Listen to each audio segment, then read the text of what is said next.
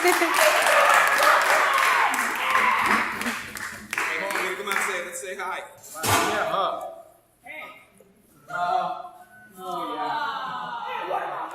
So, let's chat, shall we? Yeah, sure. What do you think, Justin? Is that a good idea? I think yes. I want to know. I want to know about this. Okay, great. So let's know about it. You guys are under the umbrella, I would say, of Occupy Wall Street. Sure. The first thing I want to ask you guys about is sort of how do you visualize Occupy Wall Street as a movement, first of all? Well, I think that the movement is a very large, sort of like, almost like an amoeba of different ideas that are all sort of loosely based of a consciousness to try to make economic and social and political justice point directly at Wall Street, which is sort of what we have all come together with on deciding is pretty much like a target of what a lot of the problems are of our societies around the world. The thing about Occupy Wall Street is, and the thing that I find very fascinating about it, and I think that some people find difficult to process, is that it's not doing one thing. There isn't a hierarchy there. There isn't one mission statement. There's a lot happening underneath this umbrella of Occupy Wall Street, which is pretty fascinating, I think. And my question is, what do you think your role is as the people's puppets of Occupy Wall Street? What's your role within the bigger picture of Occupy Wall Street? Well, we started out of the meetings with the Arts and Culture Group, and we started with this guy, which is kind of the guy that initiated the idea of people's puppet. He's a puppeteer from Yukon, recently graduated, came to Scotty Park, and he has this vision that there's something else that was needed. So he had the vision of a huge Statue of Liberty puppet.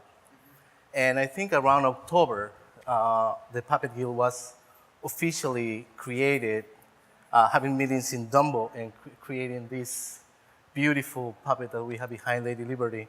Her first appearance was on October the 5th in Washington Square, where she didn't have the colors yet or the crown finish. It was like a ghost. It was a white burlap going around, and everybody was like blown away by this.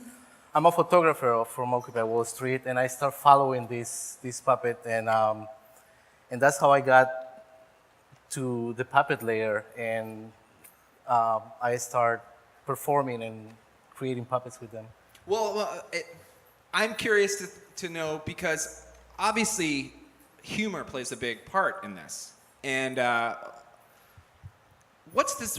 So, what is your sort of mode of operations? Do you guys exist to kind of like create levity, or are you using humor to kind of speak to power in a way that's a little easier for people to take?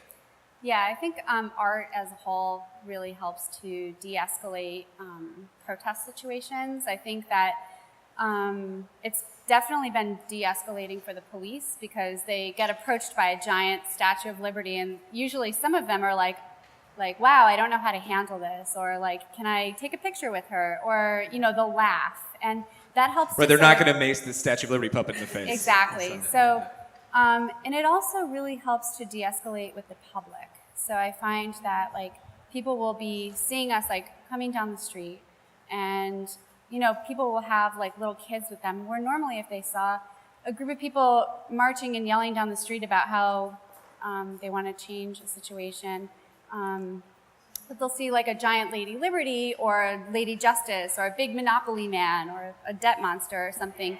Sometimes they'll even be like, wow, can I pose for a picture with you? Or like, what is this that you're talking about? Like, art is a really great way of allowing people to come in and have conversation, which is one big part of why all these artists have come together.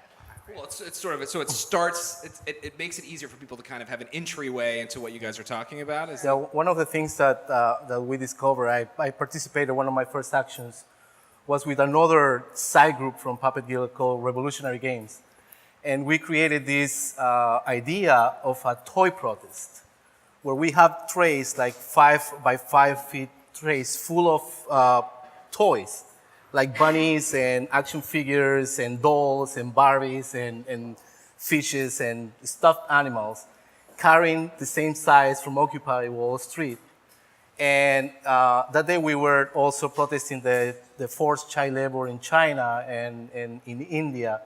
So we took this protest to FAO Schwartz, and we put 5 trays full of toys with signs, like saying, "Fist the police. This is I'm not a trash."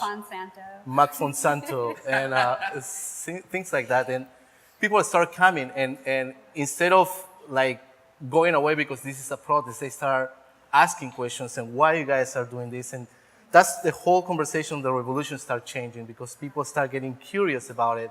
And once they are curious, they are willing to know the facts, and they are willing to know what's going on.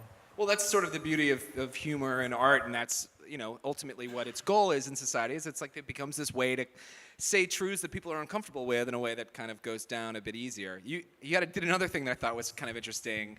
Tell us a little bit about the Taxdodgers. Oh, so the Taxdodger baseball team was started out of a conversation in the puppet studio one day. We were talking about Taxdodgers, and somebody had said, "Oh God, that sounds like a baseball team." And one of our members, Gon, was like, "Oh yeah, I'm gonna start this whole baseball team." So a bunch of us got together. We actually bought real uniforms of baseball players, and we got the logo, the Taxdodgers, like the Brooklyn Dodgers, are now the LA Dodgers.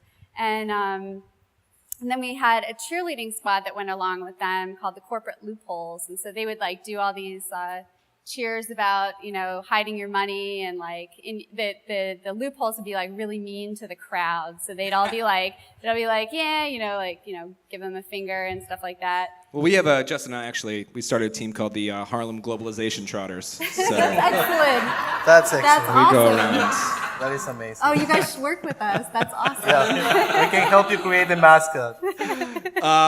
So I really just quickly want to, this stuff, there's so much work that goes into this, and I think that's something that needs to be thought about. And what's one of the craziest things you guys have built?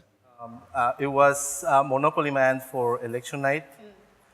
We basically started with 3 prototypes of Monopoly Man. And the first Monopoly Man, we built it in 4 nights, which including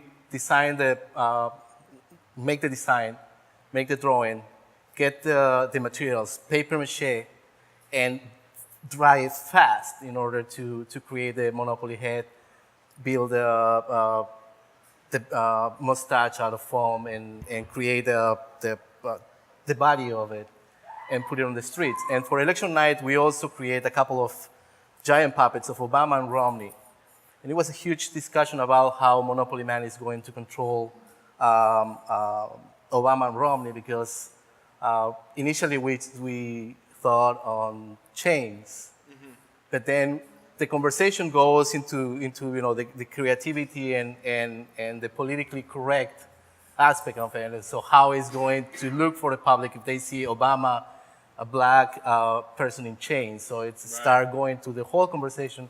So we finally decided to make Monopoly Man walking them as pets by handing them by the ties. Right. We make a Republican and Democrat tie, and we parade that an election night around Times Square. That's great. With mixed reactions. Yeah, I imagine so. Yeah. Well, very quickly, tell us how people can get involved with what you guys are doing. Yeah, so we meet every Monday and Thursday in our studio in Dumbo, and we're a very open studio, so we encourage artists or musicians or writers or photographers or anybody that's involved in art, and they want to get involved in the social and political movements of the current day. Just email us. You can find us on Facebook, and we're at powertothepuppets@gmail.com. Great. Guys, thank you so much for being here. I want to give a big thank you to the People's Puppets of Occupy Wall Street. Give them a big round of applause, everybody. Thank you.